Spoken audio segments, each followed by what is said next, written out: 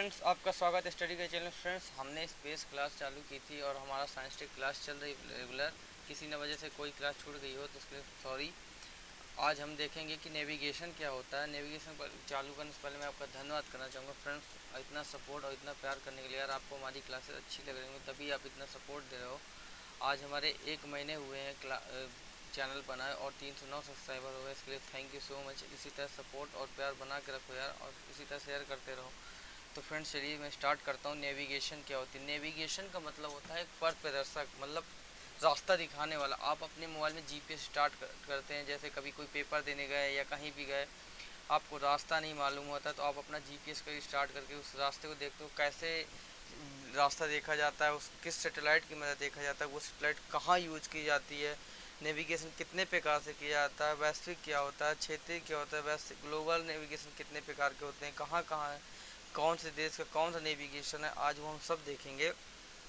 बस आप दयाल इसी तरह साथ बना के रखिए। तो देखिए, मैं आपको बताता हूँ। नेविगेशन नेविगेशन मतलब होता है पथ प्रदर्शक। नौवहन उपग्रह प्रणाली एक ऐसी प्रणाली है जिसमें कृत्रिम उपग्रहों के माध्यम से, कृत्रिम मतलब आर्टिफिशियल के माध्यम से किसी व्यक्ति या वस्तु की किसी निश्चित समय पर सटीक स्थिति निर्धारित की जा सकती है। तो आप लोग यही तो करते हैं। मान लीजिए आपको कहीं जाना है, तो आप उस सही समय और सही सटीक स्थिति का जान ले जाते हैं। जैसे हमको कहीं कॉलेज पेपर देना है तो हम उस कॉलेज की स्थिति लोकेशन अपने जीपीएस की मदद से ही तो देखते हैं कि कहाँ वो हमारा कॉलेज। आज हमें किसी से पूछने जो नहीं पड़ती, तो वही है नेविगेशन। नौवहन उपग्रह प्रणाली के मुख्यतः 3 भाग होते हैं नेविगेशन में। कौन कौन से? एक तो उपग्रह, एक ग्राउंड कंट्रोल स्टेशन, एक रिसीवर जो रिसीव करता है। ये उपग्रह लगातार अपनी स्थिति तथा समय संबंधी सिग्नल ट्रांसमिट करते हैं। ट्रांसमिट का मतलब मैंने आपको बताया था, ये छोटे छोटे सब आपको महायुद्ध में जीतने को सिखाएंगे, रण में। आप इसलिए डॉट्स को इकट्ठा करिए और क्लास को प्रॉपर देखिए। देखिए आगे, किसी व्यक्ति वस्तु का स्थान निर्धारित करने के लिए 4 निर्देशन की जरूरत होती है। तो आपको भूगोल ज्योग्राफी में पढ़ाया भी जाता है अक्षांश क्या होता है, देशांतर। और सुमित सर पढ़ाएंगे जब फिजिकल ज्योग्राफी, तो उसमें आपको बताएंगे अक्षांश देशांतर क्या होता है। अभी वो इंडियन ज्योग्राफी पढ़ा रहे हैं। तो अक्षांश देशांतर ऊंचाई समय। अक्षांश का मतलब मैं अगर शॉर्ट में बताऊँ तो उसको ये है, मान लीजिए ये, जैसे 0 डिग्री ये अक्षांश कहलाता है। ये है 10 डिग्री, 20 डिग्री, ऐसे होते हैं। देशांतर ऐसे होते हैं। तो इनकी मदद से मालूम चलता है।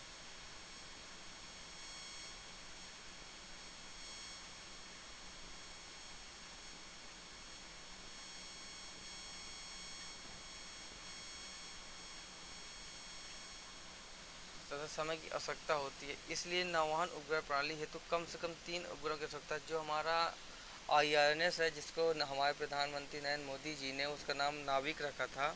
अभी मैं उसका क्वेश्चन भी दिखाऊंगा जो 2019 के IS में आया था, उसका मैं दिखाऊंगा आपको मैं कैसे पूछा था। तो 3 उपग्रह। और अगर नेविगेशन की बात की, जैसे मैंने आपको बताया था, लियो में अगर फोटोग्राफी करनी हो तो उसके लिए बेस्ट है वो ऑर्बिट।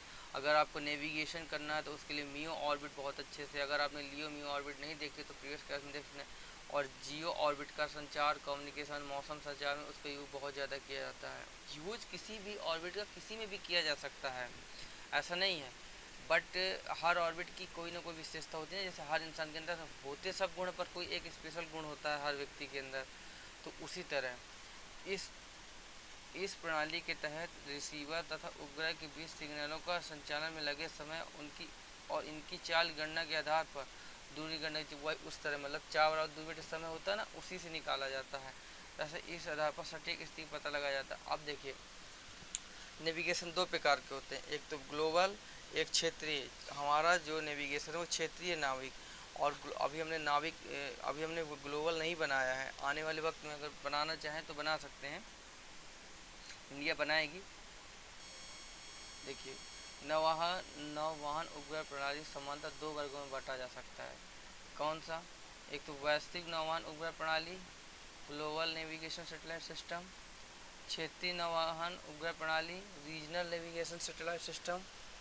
2 प्रकार के होते हैं, इनको बताऊंगा। वैश्विक नौवहन प्रणाली संपूर्ण ग्लोबल क्षेत्र को कवर करती है, जबकि क्षेत्रीय नौवहन प्रणाली एक निश्चित सीमा क्षेत्र को, मतलब जो अमेरिका का जीपीएस होगा, गैलीलियो हो गया, ये वैश्विक है जो पूरे विश्व को कवर करती है। मतलब वहाँ भी आप जाएंगे, आप ये सब फ्री ऑफ कॉस्ट है। आप किसी का भी नेविगेशन के लिए सेटेलाइट का यूज कर सकते हैं, चाहे अमेरिका का चाहे चाइना का, इसमें कोई चार्ज नहीं लगता है। इसकी वजह से आप कहीं भी किसी भी जगह में यूज किया कर सकते हैं। देखिए कौन कौन से वैश्विक नवान प्रणाली है।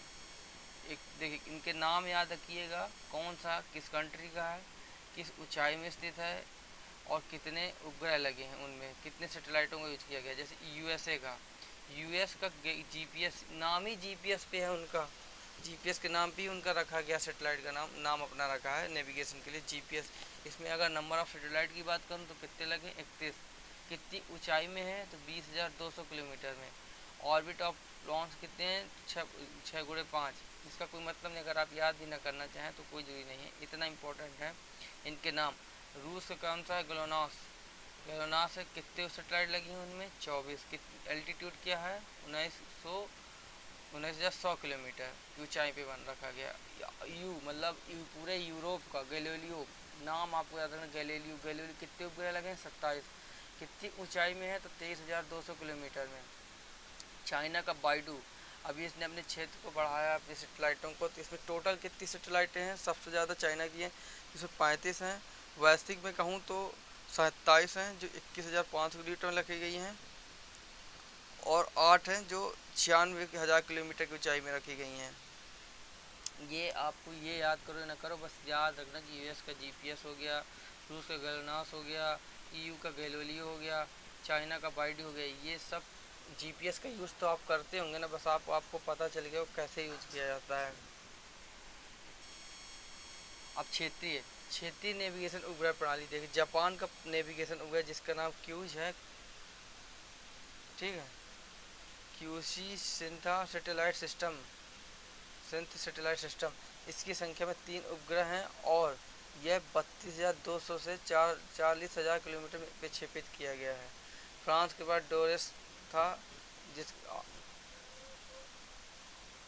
फ्रांस के पास डोरेस नाम का आरएनएस था, मतलब R regional navigation satellite system. France का डोराइस, ये वैसे पूछेगा नहीं, अपने मेन है अपने इंडिया का देखना। हाँ, भारतीय क्षेत्रीय नौवहन उपग्रह प्रणाली IRNS। नरेंद्र मोदी ने इसका नाम भारत के मछुआरों को समर्पित करते हुए नामित कर दिया था। नेविगेशन विद इंडियन कॉन्स्टलेशन नाम रख दिया गया था, कॉन्स्टलेशन। इसमें 3 उपग्रह हैं, वो जो अभी आपको मैंने बताया था कि जियो स्टेशनरी क्या होती है, जियो सिंक्रोनस क्या होता है, मैंने आपको पूरा बताया था। कक्ष में प्रक्षेपित किया गया है 3 उपग्रह जियो स्टेशनरी भू स्थैतिक में, और 4 उपग्रह भू स्थूलकारी में जियो सिंक्रोनस में प्रक्षेपित किए गए हैं। 36,000 किलोमीटर की ऊंचाई में प्रक्षेपित किया गया है। यह भारत की सीमा तक और इसकी सीमा से 15,200 किलोमीटर तक की दूरी को क्षेत्र कवर करता है। कितनी दूरी तक, यह भारत की सीमा तक और इसकी सीमा से 15,200 किलोमीटर तक की दूरी को क्षेत्र कवर करता है। सभी उपग्रह 2 प्रकार के पेलोड, नेविगेशन पेलोड और रेंजिंग पेलोड वहन करते हैं। मतलब जितने 7 उपग्रह लगे इसमें 2 प्रकार पेलोड क्या मैंने आपको बताया था पूरा, navigation payload, ranging payload. Navigation payload navigation सेवा हेतु उपयोगकर्ता के सिग्नल ट्रांसमिट करता है, ये भी मैंने बताया था ट्रांसमिट क्या होता है, तथा यह LS बैंड और S बैंड पर काम करता है। ये क्या होता है, ये जब मैं स्पेक्ट्रम लाइट पढ़ाऊंगा तब आपको बहुत अच्छे से बताऊंगा LS बैंड क्या होता है, S बैंड क्या होता है, उसमें बहुत अच्छे से आपको बताऊंगा। हर उपग्रह के अंदर अत्यधिक सटीक रुबिडियम परमाणु घड़ी भी नेविगेशन पेलोड में 3-3 लगाई गई। मतलब कि ये घड़ी का प्रयोग इसलिए किया गया कि मान लीजिए आपको जाना है, आपको पहुंचना है इस जगह आपने लगाया इधर, उसने सटीक समय न दिखा के उसने आगे ले गया, आपको यहाँ छोड़ दिया। इसके लिए कि वो सही समय में सटीक जगह दिखाए, उसके लिए इसका प्रयोग किया गया है। किस घड़ी का प्रयोग किया गया है, रुबिडियम परमाणु घड़ी भी नेविगेशन पेलोड में 3-3 लगाई गई है। जबकि रेंजिंग पेलोड में सी बैंड ट्रांसपोंडर वहन करता है और जो सैटेलाइट की रेंज के निर्धारण में सहायक होता है। ये क्या होता है ट्रांसपोंडर, मैंने वहाँ आपको बताया था बहुत अच्छे से, आप प्रीवियस क्लास को देखेंगे तो आपको पता चल जाएगा। यह प्रणाली दो प्रकार की सेवाएं प्रदान करता है, एक तो स्टैंडर्ड प्रोसेसिंग सेवाएं और एक तो संवेदन अवस्थित प्रणाली। अब ये क्या होता है स्टैंडर्ड प्रोसेसिंग सर्विस और प्राइस संवेदन अवस्थित प्रणाली क्या होता है प्रेषित, ठीक है। पीपीएस क्या होता है प्राइस पोजिशनिंग सिस्टम। देखो स्टैंडर्ड पोजिशनिंग सिस्टम ये हमारे लिए व्यक्तियों के नॉर्मल के लिए होता है कि मतलब आपको क्या होता है, मान लीजिए जैसे आपको कहीं जाना है तो ये आपको 20 किलोमीटर तक की सटीकता दिखाता है, मतलब कि इसमें बिल्कुल परफेक्ट नहीं होता, ये 5 से 10 15 सेकेंड डिले चलता है, जो नॉर्मल व्यक्ति की कोई दिक्कत नहीं होती है। पर हाँ पर जो प्राइसेस पोजिशनिंग सिस्टम होता है ये नॉर्मल व्यक्ति के लिए यूज नहीं होता, ये जैसे आर्मी और ये सब ये लोग यूज करते हैं इसका। जैसे मान लीजिए एक उदाहरण समझाता हूँ, मान लीजिए कोई आतंकवादी है, मान लीजिए कोई आतंकवादी चोरी करके भाग रहा है। अब मान लीजिए वो किसी ट्रक में बैठा और मान लीजिए किसी गाड़ी में बैठा और गाड़ी में जीपीएस स्टार्ट है। अब वो भगना चालू किया, और हम देख रहे हैं कि नेविगेशन से वो निकला और हमने अपनी सेटेलाइट दाग दी।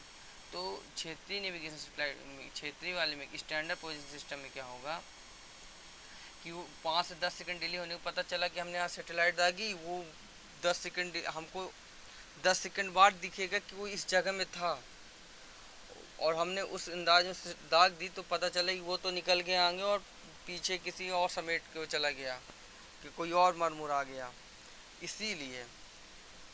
इसीलिए सटीक समय के लिए कि हम बिल्कुल सटीक भैया बिल्कुल बिल्कुल एग्जैक्ट पॉइंट में जाके दागे। जैसे मान लीजिए किसी मॉल को उदाहरण ले लीजिए, मॉल में किसी चोरी की, अब हमको ये पता कि आतंकवादी इस मॉल के अंदर घुसा है, पर हमको ये तो नहीं पता कि वो किस जगह घुसा है। इसीलिए इस प्राइस पोजिशन सिस्टम से हमको ये पता चलता है, बिल्कुल एग्जैक्टली पता चलता है कि यार वो इस रूम में बैठा है, तो हम उसी रूम में मिसाइल दागेंगे और सिर्फ वही बस मरेगा।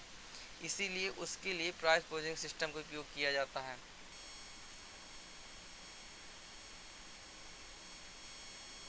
ठीक है, लिखा भी स्टैंडर्ड पोजिशनिंग सिस्टम एपीएस सेवाएं समान रूप से सभी के लिए उपलब्ध होती हैं और इसकी सटीकता 20 मीटर तक होती है। प्रेसिस पोजिशनिंग सिस्टम यह सबसे सटीक जानकारी पिन पॉइंट, मतलब बिल्कुल एग्जैक्टली भैया जहाँ जहाँ आतंकवादी बैठा बिल्कुल वहीं मारेगी निशाना, इससे नहीं बच सकते आप, उपलब्ध कराता है। यह सुरक्षा संबंधी कारणों में उपयोग किया जाता है, वही सिक्योरिटी के लिए यूज किया जाता है। इतना यार अच्छे से पढ़ा रहा हूँ, कोई कमी तो नहीं रख रहा हूँ। अब देखिए जीपीएस के फ़ायदे, जीपीएस का क्वेश्चन भी आया था, अगर आप 2019 का पेपर उठा के देखो तो उसमें आया था समुद्र, हवा, पानी, ज़मीन में नेविगेशन कार्य करने, मतलब कहीं भी यार आप जितना सोच सको उतना कम है जीपीएस के बारे में। आपदा मैनेजमेंट में, महिला सुरक्षा में, रेलगाड़ी जीपीएस वाली गाड़ियों की सूचना प्राप्त करने में, मोबाइल का उपयोग विजुअल और ध्वनि नेविगेशन के रूप में, मैपिंग और भू स्थिति में, पर्यटकों के में सहायक, इलेक्ट्रिक ग्रिड में, स्मार्ट ग्रिड के रूप में, गुड गवर्नेंस के रूप में। भैया इसका जितना यूज सोच सको उतना कम है। एक क्वेश्चन चलो मैं आपको दिखा देता हूँ पहले, फिर आपको पढ़ाता हूँ। ये क्वेश्चन देखो, एक क्वेश्चन है 2018 का आया, इसको पढ़ते हैं फिर आपको। भारतीय क्षेत्रीय संचालन उपग्रह प्रणाली Indian regional navigation satellite system के संदर्भ में निम्नलिखित कथनों पर विचार कीजिए। IRNSS के तुल्यकालिक जियोस्टेशनरी कक्षा में 3 उपग्रह, आपको मैंने बताया, और भूतुल्यकालिक जियोसिंक्रोनस कक्षा में 4 उपग्रह हैं। देखिए भला सही है कि गलत, अभी देख लेते हैं, अभी मिला लेते हैं। ये लिखा है इसमें, इस 3 उपग्रह भूस्थैतिक में कक्षा में प्रक्षेपित हैं और 4 उपग्रह भूतुल्यकालिक कक्षा में प्रक्षेपित हैं। मतलब पहला सही है हमारा, और पहला सही है तो तुरंत इलिमिनेट कर दो। ये भी गलत, ये भी गलत, ये गलत। अब बच्चा पहला और दूसरा। अब हमको तीसरे से देखने नहीं भैया, तीसरा कुछ भी, हमको दूसरा बस पढ़ाना है, देखना है कि दूसरा सही है कि नहीं। अब दूसरे में क्या लिखा, IRNSS, इसे नाविक नाम दिया है कि व्याप्ति संपूर्ण भारत और इसकी सीमाओं के लगभग 55 वर्ग किलोमीटर बाहर तक है। देखते हैं भैया सही है गलत, देखते हैं। यह भारत की सीमा तक और उसकी सीमा से 15,200 किलोमीटर की दूरी का क्षेत्र कवर करता है। यार देखो कितना, मतलब आदमी घुसे पड़ा है, कितना नॉर्मल क्वेश्चन पूछता है, उसको आपको वहाँ इसरो का वो चेयरमैन नहीं बनाना, ना साइंटिस्ट बनाना, नॉर्मल पूछता है, बिल्कुल नॉर्मल, आपको बेसिक पता होना चाहिए बस। इसका मतलब कि इसका आंसर पहला बस सही होगा, इसका आंसर सिर्फ ये बस सही होगा, हो गया। इस तरह क्वेश्चन किया जाता है यार। अब ठीक है, अब इसके फ़ायदे हो गए, इसमें देखते हैं नेवी लियो में नेविगेशन क्या कैसे फ़ायदे। लियो में नेविगेशन करने के लिए लगे उपग्रहों की संख्या अधिक होती है, क्योंकि इसका इसका फुटप्रिंट कम होता है। अब यार आप सीधी सी बात बताओ ना, एक चीज़ बताओ, ये एक छत है, एक इसके ऊपर ये छत है, एक इसके ऊपर ये छत है, आप किससे ज़्यादा इस अगर यहाँ से आप देखना चाहोगे तो इसमें आपको बहुत ऊंचाई में जाना पड़ेगा देखने के लिए। एक मिडिल में है जिससे आप पूरे शहर को देख सकते हैं, इधर भी इधर भी इधर भी इधर भी देखते हैं। एक ये इधर से आप देखना चाहेंगे तो बहुत धुंधला दिखने लगेगा,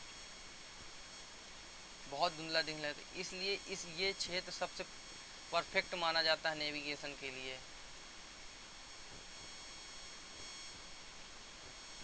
ठीक है, लियो में लगे जीपीएस लाभ और हानि सिग्नल आने जाने में समय कम इसके लाभ ये हैं कि अगर आप और बहुत से देश इस क्षेत्र में आए हैं, भी आगे भी आए हैं, बहुत देश जो है लियो में अपना नेविगेशन के लिए सैटेलाइट लगा रहे हैं। और अगर लियो के फ़ायदे ये हैं कि इसमें जो सिग्नल हो बहुत तेज़ी से आते हैं, क्योंकि छोटी सी जगह जो जितना पास होगा उतने अच्छे सिग्नल देगा वो। ठीक है, फिर सटीक स्थान अच्छे से पता चलेगा।